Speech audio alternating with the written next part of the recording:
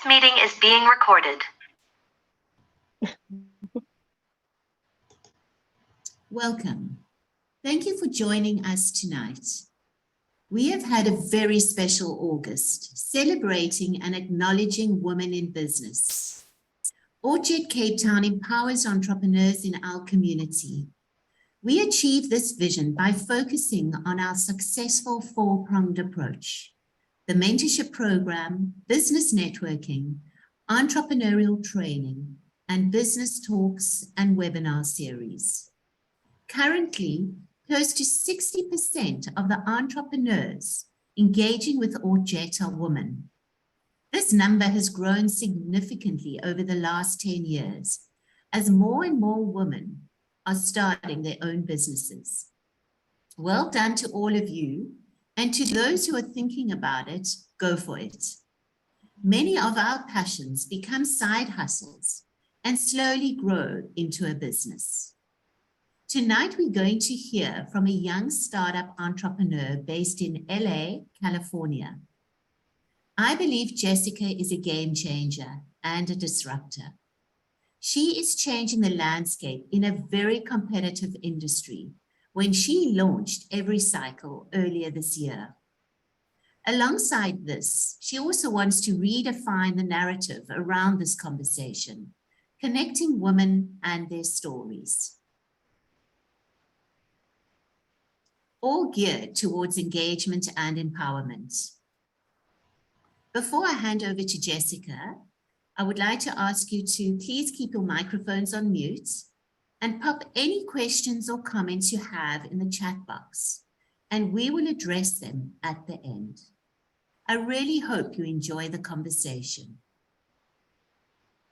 Jessica, please can you take us to the beginning and share with us how EveryCycle was born? Yes, I would love to. And firstly, thank you so much for having me. I'm so honored to be here and that you wanted to include me in this all. So basically, it was a midnight experience that kind of drove my curiosity towards opening this startup. I needed a tampon in the middle of the night. I didn't have any of the kinds that I preferred. And that's when I just noticed an alarming amount of waste in my trash can that had accumulated throughout the week. And I just thought, this is crazy. If this is the waste from one period, it must be enormous when I think about it cumulatively over the course of a woman's lifetime. And that number just grew and grew as I dove into the research of it all, that one woman ultimately will use between 10 and 14,000 tampons in her lifetime. And that just adds up collectively to an insane amount of waste. And I just kind of kept researching and prototyping through there. I was prototyping, and then the next step was creating the mold and getting the correct materials and doing cleaning and disinfection studies, and then ultimately getting FDA approval, which was quite the process. And finally, that brought me to my launch the end of March this year. So it's been a journey, but it's definitely a fun one. It's amazing. It really is amazing. Did you always want to start your own business? No, definitely not in this capacity. I was before this working in real estate in various aspects, and I was planning on staying in that field. And then I just got more and more passionate about this, and with the numbers and the trends of everyone, becoming more sustainable and taking a more sustainable approach in their consumerism, that I just kept going and going with this, and the passion was there. Cool. Jessica. I'm just going to hand over to Nicole, and she will just ask you a couple of questions. I wanted to find out from you, what is EveryCycle's mission and brand values? So our mission is to provide women with sustainable products related to and surrounding their periods. So creating products that help both women and the environment. So we did that by creating the reusable tampon applicator and then pairing that with organic tampons that come all in box packaging and also have a biodegradable wrapper, which is pretty novel. I don't see that a lot out there in the market. And in addition to that, as you mentioned earlier, connecting women through this unifying experience where we all get a period every month, and it just really connects us through different struggles and triumphs that we go through. So every month in our subscription box, we also include a story of the month where a woman will share any story of her choice. Nothing off the table, and it's kind of like a chicken soup for the soul, and we believe in empowering women that way through just shared experiences that we all go through. That's amazing. Thank you. Can you take us through the journey of the process from the beginning to the final product and when you launched earlier this year? Yeah, so it has been quite the process and quite the journey. I started roughly 3 years ago, almost 4, with the first step was prototyping. So I had to find a 3D printer and engineer to help me with the design and modeling. And that took quite a few months. The design, although it looks quite simple, it actually had very high tolerances and lots of caveats to it to make it function, that a tampon could be ejected and that it wouldn't break and it could be reused so many times. So it really took a long time and a lot of thought into that. And I also wanted it to have a storage section so that it could be convenient, like a disposable applicator. So including that into the design with the tolerances and everything was challenging. And after I had my final prototype, I ventured on to finding a mold maker who could help me with, mass production of this and popping them out. So that was also hard, being a small company with no promising on returns and orders for what I would order to sell. They didn't really want to work with me, or they would tell me that a single mold, injection mold, wouldn't work for my product, and they would want me to, order a much larger mold, which was really out of budget. And I was actually really fortunate to then find someone local, a company here in Orange County, who was just so helpful and amazing and embraced me and was just so amazing throughout the whole journey. But then the next step after the mold was also with that was finding the correct material for the product. It had to be safe, it had to be clean. So we landed on a medical grade plastic that worked perfectly with the mold and all of that. And once I had the final product, I was able to begin the testing that I needed to do. So I did a cleaning and disinfection validation. So the product had to be sent to a lab and be tested to prove, it wouldn't cause infections, rashes, and anything that would be dangerous for the consumer. And that was easy for me since I just had to mail in my products, but took a few months. And based on the results of that, I was able to submit my FDA submission to get FDA approved, as this is actually technically a class 2 medical device.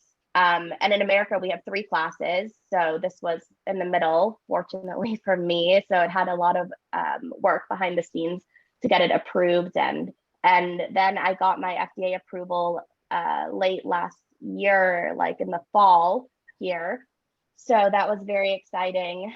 And then I was able to place my orders and eventually get going and launch in March. But it's been a very cumbersome journey. It's been quite the journey. How have Definitely. you overcome all your obstacles and try to stay motivated and committed? It's been tough. There's definitely been days where I was like, I just don't know if this is going to happen, especially with the mold making, where I almost kind of shot myself in the foot trying to negotiate a deal, but fortunately we worked it out. But honestly, it was just the passion and belief in the product and belief that this is where, consumerism is going, especially with other products in the market that are sustainable in this field, like the Diva Cup or the period panties. I'm not sure if they're so popular in South Africa, but here it's quite a big trend. So, it was just another option for sustainable products in this space.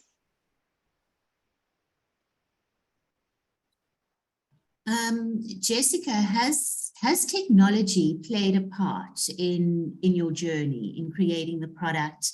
Has it been beneficial? Has it helped the process? won't you just give us some insight into that?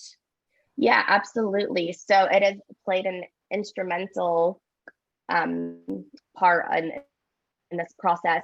Without 3D printing, I don't think I would have been able to prototype at such a in such a cost-effective manner.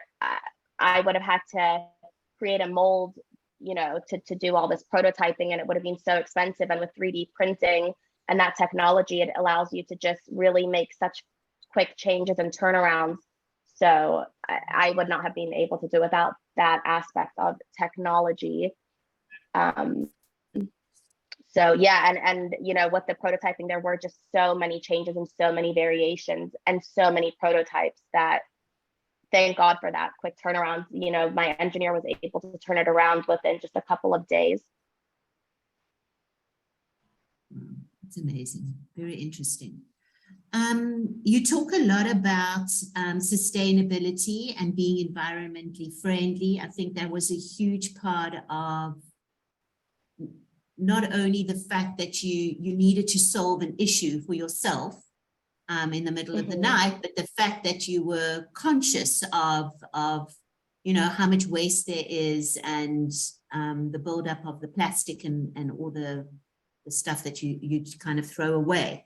So please, can you share some thoughts about this and how this influenced you in building your brand and your product? Because your brand identity is really so focused, clear, simple, and quite beautiful. And your messaging is really strategic and had a lot of thought behind it. So it would be nice for us to understand how this was created and how you've ended up with the final look and feel.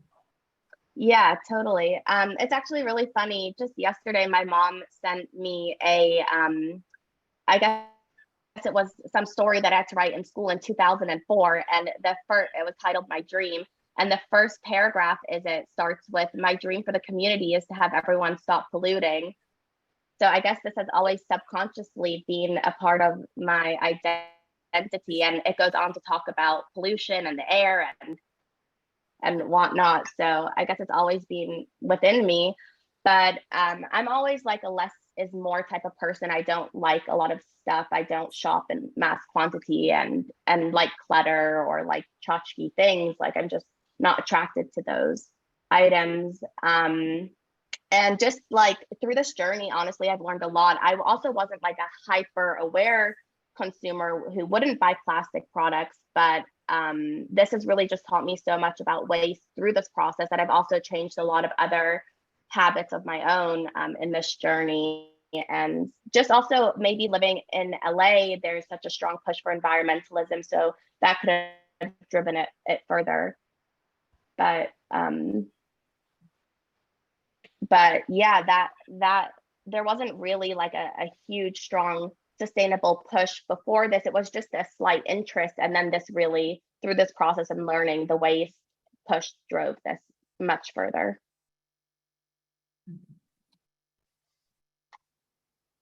You mentioned how more organic products are available and that there are startups popping up all the time with similar products to yours.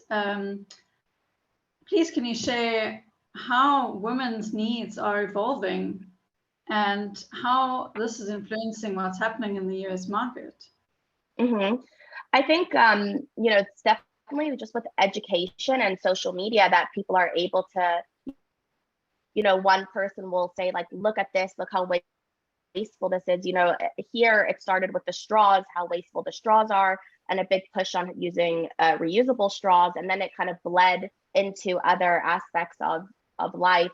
And just throughout the years in the menstrual scene, it was, the Diva Cup came out quite a long time ago, and then the period panty. So there's just a shift within, millennials and Gen Z and younger people to focus on sustainability and also have this less is more approach when shopping. And I believe it's just going to get stronger, as Gen Z and millennials kind of grow up. It'll influence the way they shop for themselves, and also with older millennials, the way they teach their children to shop.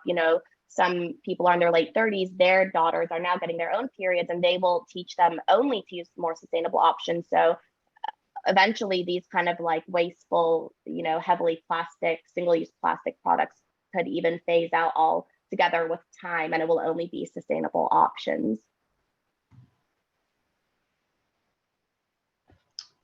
So do you find that the market is of a younger audience? Yeah, it's definitely of a younger audience. I would say primarily like 15 to 30. That's kind of the age demo. And then, with previous sales or discussions, it's been moms who are either in their late 30s, early 40s saying, wow, this is so cool. I wish I had these options when I was younger, but I would love to introduce this to my daughter and get her set up, when she transitions and feels comfortable to use tampons. So that's kind of been the audience I've seen. Okay, great. And where are you selling your product? And I know, don't candy coat it, but I know that you schlepp from market to market with your suitcase of products. Yeah. And you talk to hundreds of people about your product and believe that each person could be a potential customer. So how is your product received as well? Yeah, so to start, I've recently started selling at the farmers markets, and it is a lot of work, firstly loading all my stuff into my boot, my table, my tent, the products, all the other stuff, to make it look nice. And I do this all by myself. And then I go to the market, and then you have to, unload it, and you're setting up this big canopy. It's like, 10 feet by 10 feet. It's a lot of work, and it's very early, and then you get set up, and just all different people come and ask you all about it. There's definitely a lot of women who just walk past and are like, no, not for me. Then a lot of curious women, they want demos, which is great because it is a new product to the market, so the demos are really helpful. And once people hear it out and understand, then they kind of have that light bulb moment of like, wow, yeah, that's actually really true. I've never thought about it in that way, but there is so much waste and it's so unnecessary. So it's really a great way to get out there, very like grassroots, just speaking to people all the time. And then I also go to really any event I can. I've done higher end events where, it's a fashion show and they have different vendors, and setting it up there and just talking to women. I'm hoping now that schools resume to go to college campuses and really speak to those girls, because that's really the target demographic. So hoping to kick that up soon. But yeah, it's definitely a lot of work. It's been really hot this summer getting out there, but it's fun once you start speaking to people and see their excitement. Then it picks up the energy, and the passion kind of like reignites. Absolutely. I'm sure when you're speaking to people at the markets, yeah, it's a nice way to speak to people and get your product out there and explain. Yeah, there are definitely the few, you get a couple no's in a row and you're like, oh shoot, like what am I doing? But then you get that person who comes along who's really supportive, and it is uplifting. Absolutely. And in terms of the US, how are your prices? Are they competitive? How do they compare?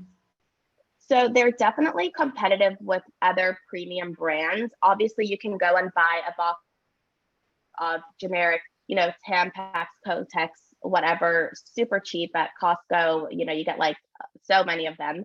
But there's other newer startups that are premium organic, certified organic cotton, and those are on the same level as my products. And then the applicator, that would be your initial purchase, is also fairly priced. The Diva Cup runs, between $35 to $40. So mine's also $40. And the tampons, yeah, they're in line with the market, but it is a slightly more expensive investment, but you do get a much cleaner product. There's no chlorine, there's no dyes, there's no chemicals. And ultimately that's what's sitting inside your body for, 4 to 6 plus hours a day, and it's being absorbed into you. So you do get what you pay for. 100%. Yeah.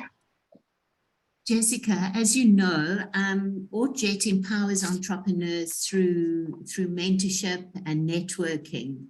Can you please share with our audience if you've had mentors along the way, offering you support and guidance. And how has this benefited you as an entrepreneur? So I was really fortunate in the beginning of the process when I kind of first came up with the idea and had my first prototype, which looked so different. But I was very fortunate that a good family friend works in this field with the getting products FDA approved. And she kind of walked me through it and helped me and set me up with a consultant to get it going and get all of that kind of legwork started. So honestly, without her, I would have been so lost in that area. And then going back to my molder, his name is Vern. He's actually subsequently retired, but he was just like, he felt like an extra grandpa. I was really fortunate to meet him, and he just helped so much. He was there from the beginning. When I had my first prototype, I went to just go speak to him to kind of see what the next steps would entail. And he was so supportive. He was the one who told me you can definitely do like one single mold, and kind of gave me the different advice to what, these bigger molders were saying. And, it's funny because you asked about the technology, which was instrumental, but his experience was also so invaluable because he's the one who said, I know that this will work and I know it'll be fine, and to go with that route. And he was just there from the beginning till the end. And it was just really funny because it was like a man in his late 70s working on a menstrual product. So, but he was just so nice. And yeah, I was just really fortunate. Amazing.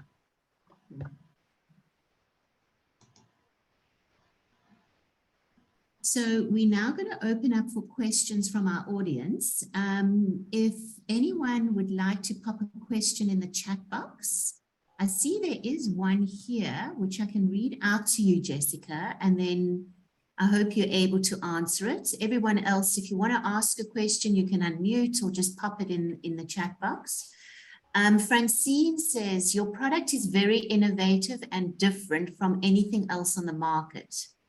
How are you tailoring your online message to consumers to get them to try something so different? Can you share about your marketing plan? Are you outsourcing your marketing? And if yes, do you recommend outsourcing marketing? Okay, so it's actually funny because I'm now looking into outsourcing marketing because it is a beast to deal with, and I don't really know 100% what I'm doing. Currently, I'm just running ads on different social media platforms like TikTok, which has been pretty good. Fortunately, they set me up with an account manager who helped get me going with the ads because it's kind of confusing. So that definitely has been helpful with getting a lot of views on my videos. But as you may or may not be aware that, someone viewing the TikTok ad, their engagement with the ad, it's like 3 seconds and they move on. So it's really hard to capture the audience. So I'm really now looking into outsourcing marketing, and I would definitely recommend it. However, it's super expensive. So I'm still on the hunt for a good fit for myself. And if Francine, you know of anyone, please let me know. Well, I was actually going to say that, but through the ORT Jet network, you can, because someone could be living on the other side of the world and they could run your marketing, your digital marketing. Totally. I'm open to any and all suggestions. I really need help in that area. Like, I've just started myself a couple months ago, so I'm also still learning a lot and a lot of trial and error. Okay. So watch this space. If you want to know anyone in Cape Town, we can maybe do some connections. Geordie asks a question. Do you have plans to bring your product to the international market? Or is there a way for South Africans to purchase your product? Thanks, Geordie. I would love to bring my products to the South African market if a big retailer would like to, work with me and put in a purchase order for that. Then I would definitely be open to that. The tampons would be easy to transition into that market. And I don't know how big the organic scene is there, but I'm sure it's going to be something that's going to blow up, within the next couple years over there as it is here. The applicator, I would have to also go through the equivalent of the FDA process there. But yeah, if any company would want to work with me and purchase these products and get it going, I am down. Let me know. So Jessica, on that note, I just want to ask you a question. When you did the actual product development, I know you found your molder and you make everything close to home. Did you explore, was that an intentional decision, or did you like explore, I mean, China or other areas from a price point of view to produce your product? Yeah, I definitely did. I got quotes for mold and to make this overseas. And it would have been cheaper to do it in, you know, Singapore. I got a quote from there, and China. However, I just felt like you lose a lot of control. You aren't able to go there and be hands-on with your product. So for me, it felt more important to have something more local where I can go meet with them, we can discuss things. And also it's more transparent. You can see the facility, you can see what you're getting, you can develop personal relationships with the employees. And I preferred that. But yeah, you do pay a price for that, definitely. And also to say that it's made in America, I felt was, you know, also great because, you know, we love to shop American made products and do that. Yeah, I mean, you want to support local if you can. We also have a massive drive to support local. So yeah, that makes sense. So Dean would like to ask you a question. Yeah, hi, Jessica. Hi. Thanks very much for coming here this evening and telling your story, because I think it's also really nice to hear a story from someone who's still in the early stages of that development of the entrepreneurial spirit and setting up the business and the drive, and not just sitting and listening to someone who's now 6, 7, 8 years down the line and it's, you know, it's established. So my question to you is, when you set out on this journey, I've heard now from what you said that your main focus was to solve a very real issue and a worry and a concern for women. And now that you've come through that thought process and that aha moment in the evening, you know, your business is more established, you're becoming national and perhaps one day, you know, soon international. Has there been a shift in the mindset of your journey since the inception of the idea?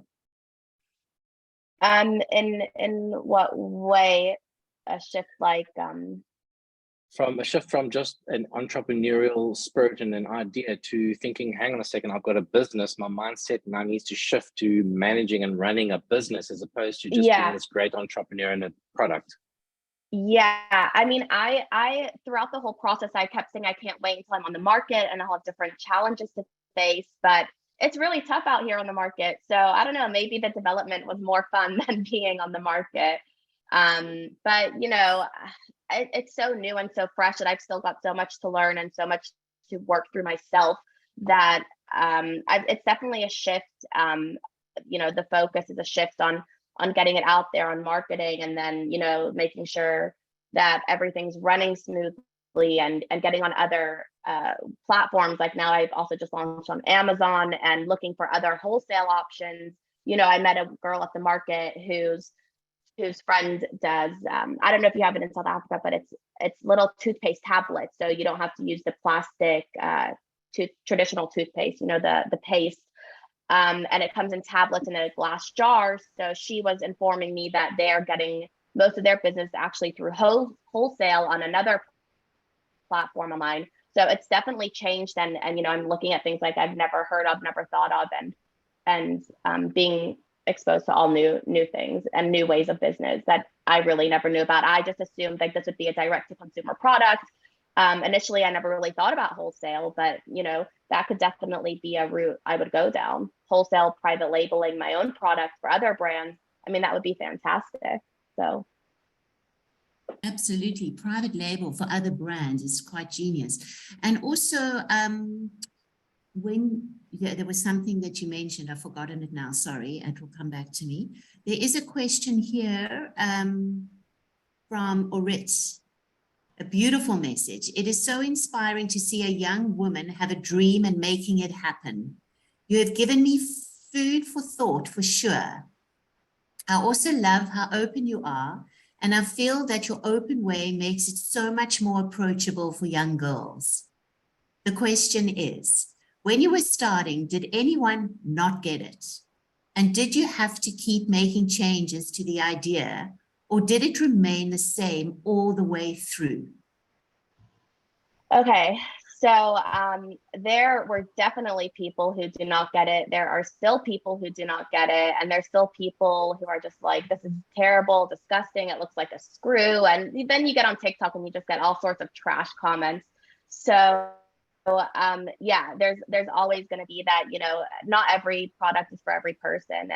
And you know, you find your people, and it is a niche product. I don't expect it to, you know, that every woman is going to be interested in this. It's definitely not that. There's definitely a defined market of women. And I mean, ultimately it's really just like, you know, maybe 5% of the market would be interested in a sustainable environmental product, but that's a huge market. So, you know, I don't want the whole pie, just my own little sliver.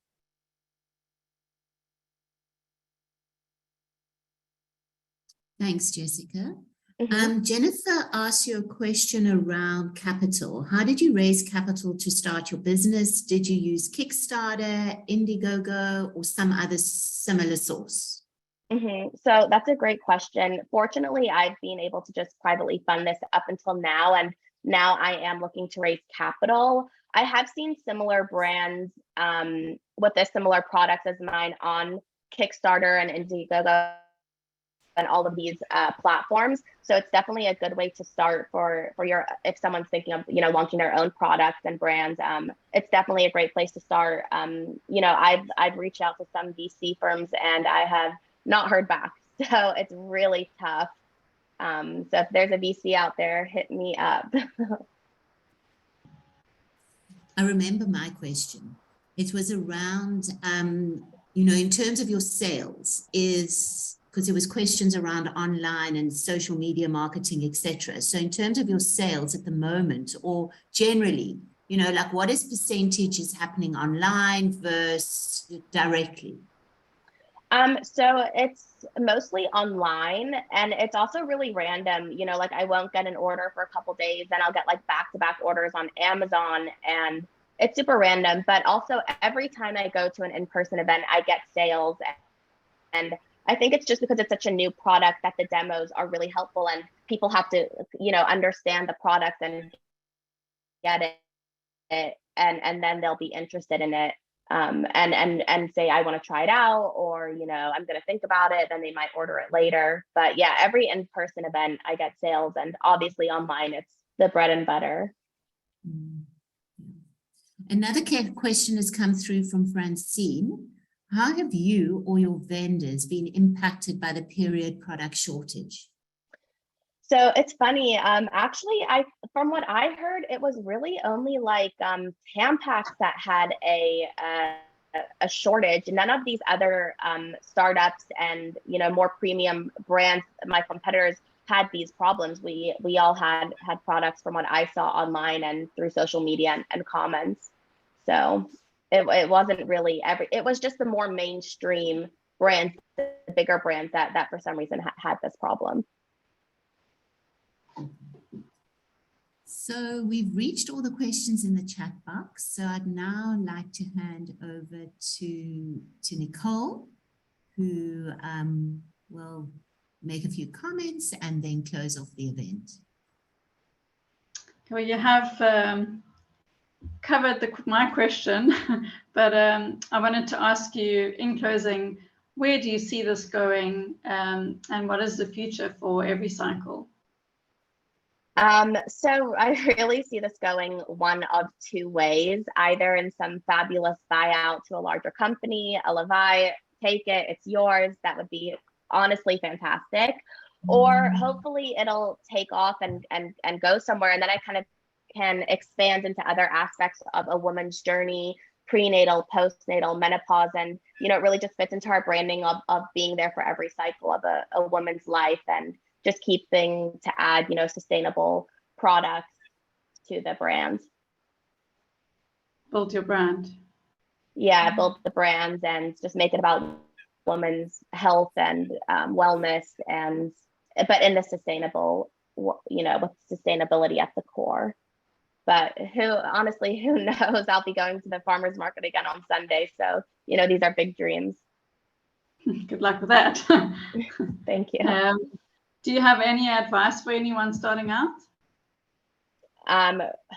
It's tough. So really keep your spirits high and really think through your products and don't, it's going to take a lot longer than you think. I thought I would launch and be in market after a year. These things really take time. So just don't be hard on yourself because it's really challenging. So just really think if you want to do it. It's not as glamorous as it appears. So start, but it's a huge commitment. And it also can be like very isolating. I'm a solo founder. I don't have anyone else. So, maybe you would want to look into a co-founder. I know that comes with its own challenges. I have friends with their own startups with co-founders and they have their own struggles, but it's tough. It's tough, but it is rewarding. So yeah. I'm sure it is. Yeah. Well, thank you so much, Jessica. It's been so interesting hearing about your journey. You really are an inspiration to all of us. And we really wish you every success for your roadmap. And yeah, we're watching this space. Thank you. Well, I hope to, be on the shelves there soon. Maybe Pick and Pay, anyone. I'm ready. Absolutely. We're waiting for you. And also, maybe we can have a follow-up conversation in a year or whatever, just to, we just keep in touch. But honestly, from us at ORT Jet, just thank you so much for sharing your journey with us and all the best and lots of luck. Thank you so much. The journey, and really you're a true inspiration, and and thank you to everyone joining us this evening. We've been fantastic having you with us, and I really hope you have enjoyed the conversation. So thank you. Thank you. Thanks for having me.